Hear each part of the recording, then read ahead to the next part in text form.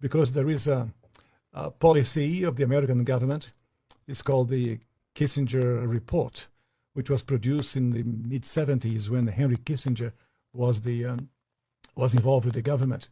And it explicitly states, which to this day, it remains the official policy of the American government. It has not changed. It may not be implemented by Trump, but it remains the same. That the purpose of the foreign policy in Africa was to reduce the population. So to give aid to countries in Africa, not clean water and schooling and things like that, but contraception and abortion, in order to shrink the population of Africa, because they have great mineral resources there. That sounds diabolical. It is, yes. That sounds like something conceived in the mind of Margaret Sanger. Yeah, definitely.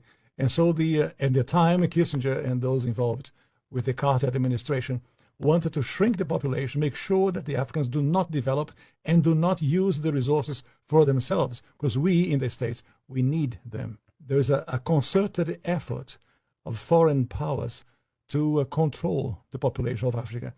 Africa is a huge continent, could feed thousands more people, but the policies of the West, especially in Europe. For example, between 1990 and the year 2000, the United States, Canada, and Europe contributed about $6 billion in contraceptives, not to help the people, not to give clean water, clean food.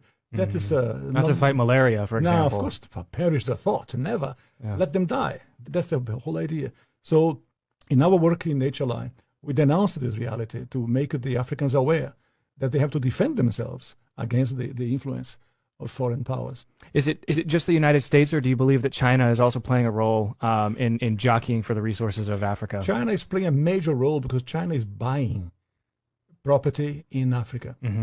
For example, in Mozambique, which is a Portuguese-speaking language country, when Portugal was in charge of Mozambique, they used to export rice. Now they are importing rice from China because they cannot produce. The socialism has wrecked the production of rice. And the Chinese come and buy farms. So about almost a third of Mozambique belongs to China. So I was in other countries of Africa, the same reality. In South Africa, the Chinese are buying property, buying land in Africa.